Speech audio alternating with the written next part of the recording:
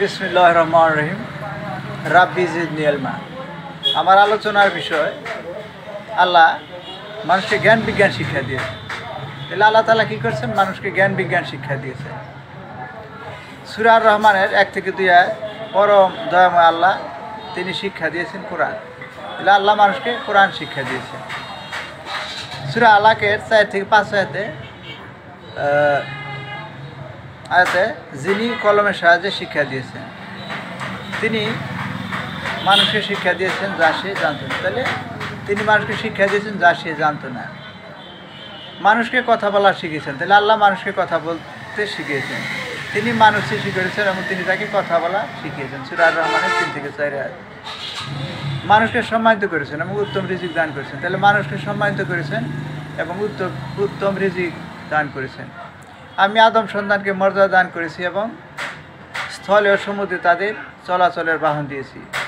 তাদেরকে উত্তম রিজিক দান করেছি। এমনকি আমি যাদেরকে সৃষ্টি করেছি তাদের অনেকের উপরেই তাদেরকে শ্রেষ্ঠত্ব দান করেছি। সূরা বনী ইসরাঈলে 70 আয়াতে কথা বলা হয়েছে।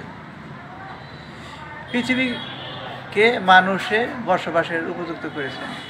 তাহলে আল্লাহ কী করছেন? পৃথিবীকে মানুষের বসবাসের উপযোগী করেছেন। এই ব্যাপারে সূরা আরাফের 10 আয়াতে বলা হয়েছে, আমি তো তোমাদেরকে দুনিয়ায় বসবাসের স্থান দিয়েছি এবং তাতে তোমাদের জীবিকার ব্যবস্থা করেছি, কিন্তু তোমরা তো খুব অল্প ওই কৃতজ্ঞতা জ্ঞাপন করো।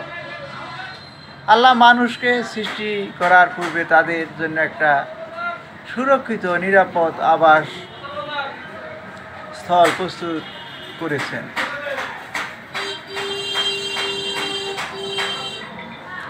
তারপর তাদেরকে এমনভাবে সৃষ্টি করেছেন যে একটি সর্বোত্তম দেহ কাঠামো, উপযুক্ত অঙ্গ পতঙ্গ এবং উন্নত দেহ ও চিন্তা শক্তি দিয়েছেন। এই সুন্দরতম দেহ কাঠামো হাত, পা, চোখ, নাক, কান, জিহ্বা এবং সর্বোত্তম যোগ্যতা ভান্ডার এ মস্তিষ্ক মানুষ নিজে তৈরি করে আনেনি। তাদের বাবা মাও তৈরি করেনি। কোনো নবী উলি কিংবা দেবতার মধ্যেও তা তৈরি করার ক্ষমতা ছিল না। একমাত্র আল্লাহই এগুলি সৃষ্টি করেছেন।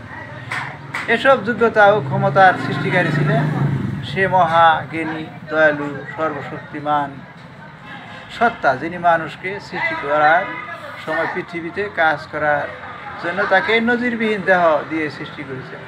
তাহলে আল্লাহ মানুষের জন্য সব কিছুই করেছেন। সেই আল্লাহকে আমাদের বিশ্বাস করতে হবে। সে আল্লাহ যে আমাদের ইবাদত করতে বলেছে, সেই আল্লাহর ইবাদত বন্দেগী আমাদের করতে হবে এবং আল্লাহ